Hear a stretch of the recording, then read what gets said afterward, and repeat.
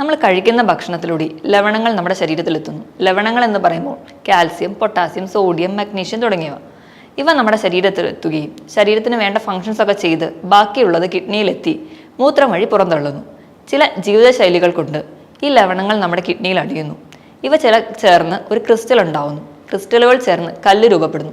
നടുവിൽ നിന്ന് തുടങ്ങി ഇടുപ്പിലൂടി അടിവയറിലേക്ക് വേദന വരുന്നു.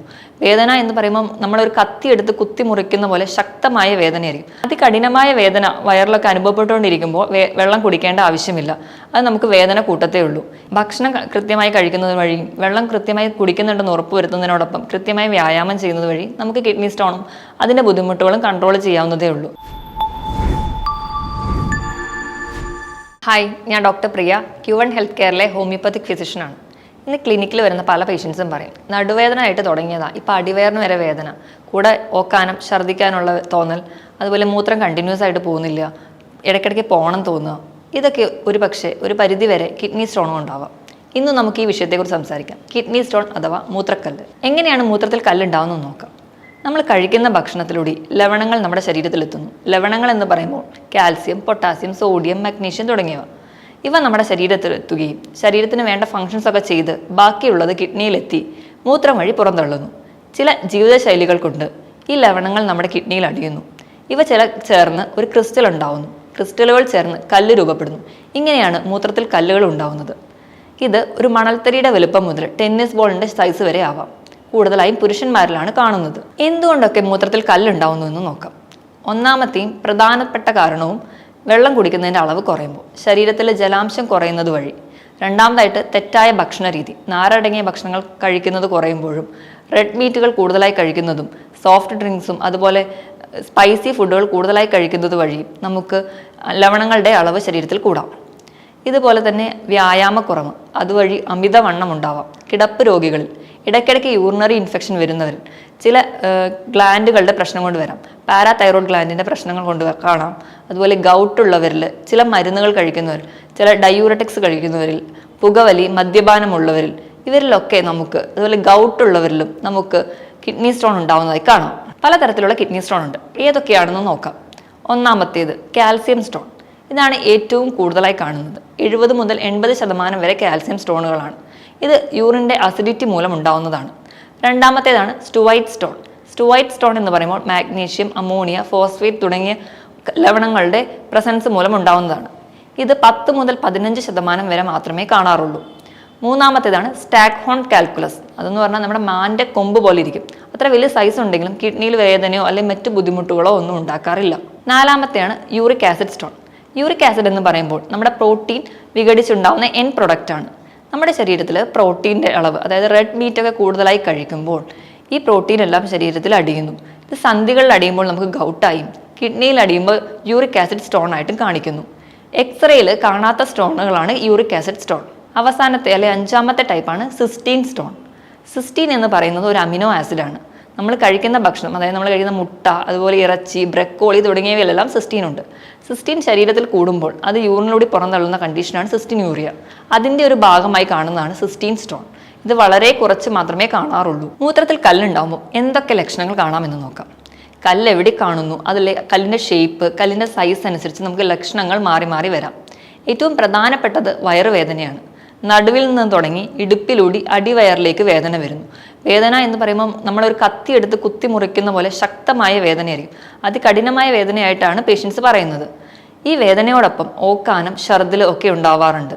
അതുപോലെ ഇടയ്ക്കിടയ്ക്ക് മൂത്രം ഒഴിക്കാനുള്ള തോന്നുക, പക്ഷേ മൂത്രം കണ്ടിന്യൂസ് ആയിട്ട് പോകില്ല. ചിലരിൽ രക്തത്തിൻ്റെ അളവ് മൂത്രത്തിൽ കാണാറുണ്ട്.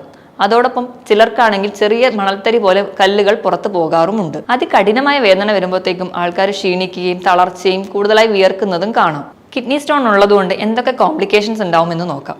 കിഡ്നി സ്റ്റോൺ നിന്നിട്ട് അത് പുറന്തള്ളാതിരിക്കുകയാണെങ്കിൽ അത് കിഡ്നിയിൽ യൂറിൻ കംപ്ലീറ്റ് ആയിട്ട് പുറത്തു പോകാതെ നിന്ന് വേറെ ഇൻഫെക്ഷൻസ് ഉണ്ടാവാനുള്ള ചാൻസ് കൂടുതലാണ്. ഇങ്ങനെ ഇൻഫെക്ഷൻസ് ഡെവലപ്പ് ചെയ്ത് കിഡ്നിക്ക് തന്നെ ഡാമേജ് ഉണ്ടാക്കാൻ കാരണമാവുന്നു.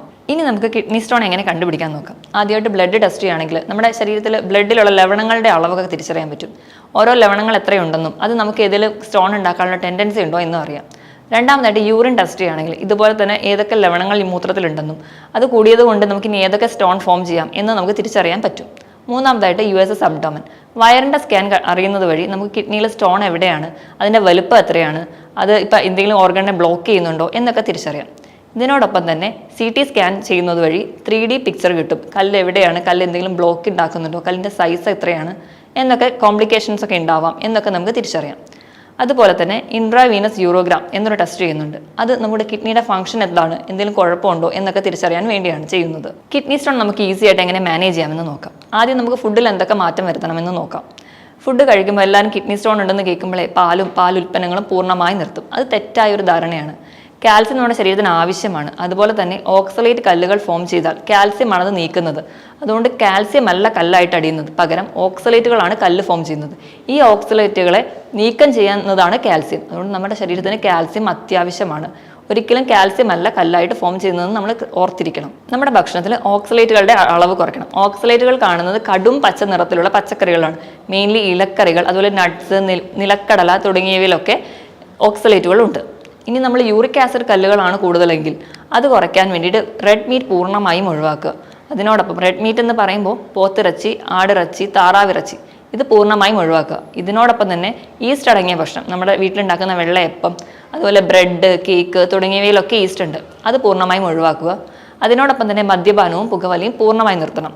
സോഫ്റ്റ് ഡ്രിങ്ക്സും പ്രോസസ്ഡ് ഫുഡും പൂർണ്ണമായും ഒഴിവാക്കുക. എണ്ണയിൽ വറുത്തതും പൊരിച്ചതുമായ ഭക്ഷണങ്ങളും ഒഴിവാക്കേണ്ടതാണ്. ഇനി നമുക്ക് എന്തൊക്കെ കഴിക്കാമെന്ന് നോക്കാം. നമ്മൾ കഴിക്കേണ്ടതിൽ ഏറ്റവും ആദ്യം വൈറ്റമിൻ C അടങ്ങിയ ഭക്ഷണങ്ങൾ, നമ്മൾ ചെറിയ പുളിയുള്ള നെല്ലിക്ക, നാരങ്ങ, ഓറഞ്ച് തുടങ്ങിയ പഴവർഗ്ഗങ്ങൾ കഴിക്കുക. ഇത് നമ്മുടെ കല്ല് അലിയിച്ച് കളയാൻ സഹായിക്കും. നമ്മുടെ ഭക്ഷണത്തിൽ ആൻറ്റി ഓക്സിഡൻസ് ഉൾപ്പെടുത്തുക. ആൻറ്റി ഓക്സിഡൻസ് കല്ല് ഫോം ചെയ്യാനുള്ള ടെൻഡൻസി കുറയ്ക്കും.